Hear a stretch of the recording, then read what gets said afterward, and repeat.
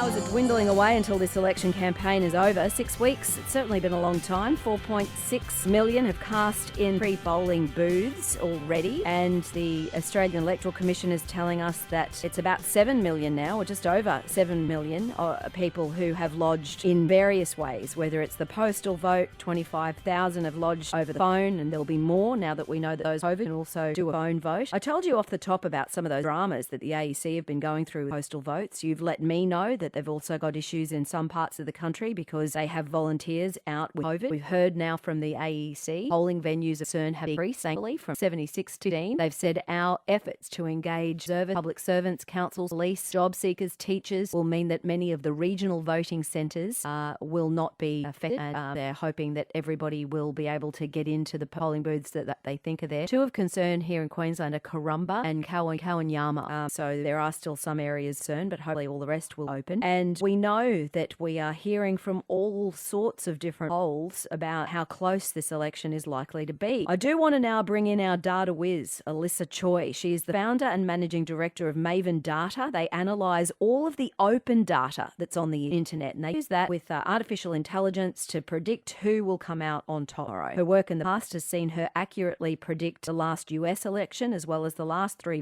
winners of The Voice, just for measure, used in all sorts of ways. And you might remember, if you're a regular listener to Afternoons, that we actually had her on the program last Tuesday to get an understanding of how using this data works. And this is what Alyssa told us then.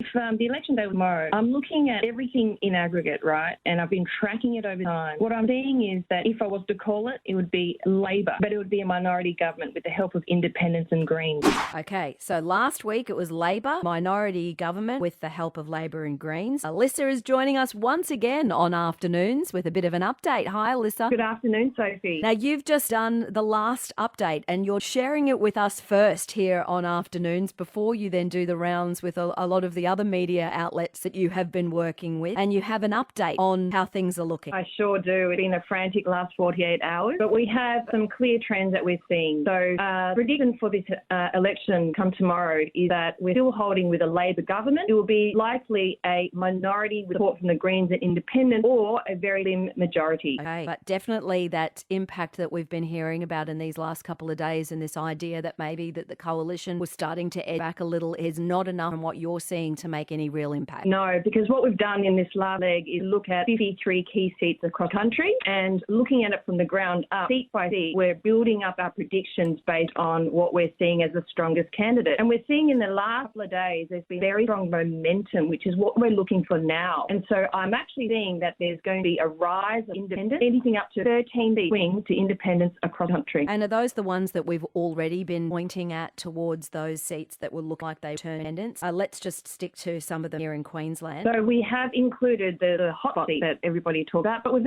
also included sleeper seats, the ones that have been a little bit out of the media spotlight. And the way in which we've gathered our idea of which is going to swing is it's been multifaceted, Sophie. But in Queensland, we've been looking at a number of key seats and also some sleeper seats that I'd like to share. Okay, go ahead. So with Ryan in Queensland, we've got Peter Costa from Labor, who's looking very strong. He's what we call transformational. He's got a lot of positive intent sentiment towards him and his campaign. He's had a very strong story around him on his work in climate, social media and Medicare, and even interest online on how to vote for Peter. So that really shows an indication of how people are going to preference Peter Costa in Labor. So he's our pick for the seat of Ryan. But will he only get over the line because he'll get the Greens preference in that seat? Well, the Greens candidate there, Elizabeth Watson-Brown, she actually has low engagement relative to the others. So this all comes down to the preferences, doesn't it? But at the end of the day, it's got the strongest engagement, and it's the positive momentum and the positive sentiment that's tipping him over for us. Well, we know that the incumbent there, Lynn Simmons, won't be happy with the idea of that happening. I know still working very hard in that area. That's my seat. What are some of the others that you have found now look like they've really moved more firmly to be lost or won? Okay, so with Groom, we're also looking at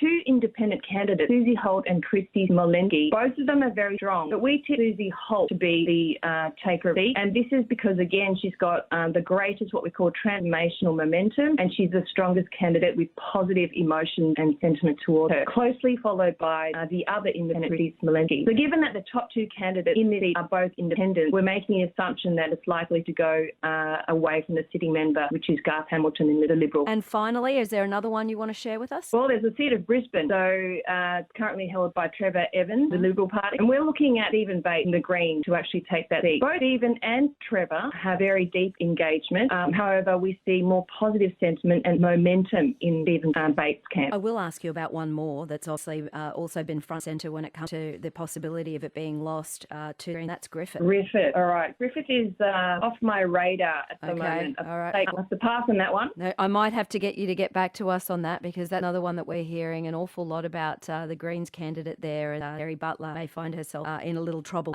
It's been really interesting to talk to you about this, Alyssa. Will it likely be something that you analyse again between today and Booth's Clothing tomorrow at 6? Like, from what you've gathered now, do you feel confident that that's where it's going to sit, or could we see more shift? Well, given that we've had record numbers pre-polling in the order of 7 million, which is remarkable, it's actually really hard to tell now. I mean, at the end of the day, this is going to come down to the last minute, and we still need time to analyse the data. So unfortunately, between now and tomorrow, we won't be looking at any more seats. And Alyssa, we know that obviously in the likelihood that it's a slim win or a minority, or the possibility that by the end of the day tomorrow it can't be called, how long do you think it might take before we have a real clear idea that's as slim as... A clear idea in terms of seat outcome? Yeah, and also whether or not it is the minority or a slim majority. Oh, gee, your guess is as good as mine. Okay. I can take our predictions up to this stage, but obviously at the end of the day, it will come down to preferences for some of those key swinging seats. So I'll say, well, I'm back online on Sunday, and I'm presuming by Saturday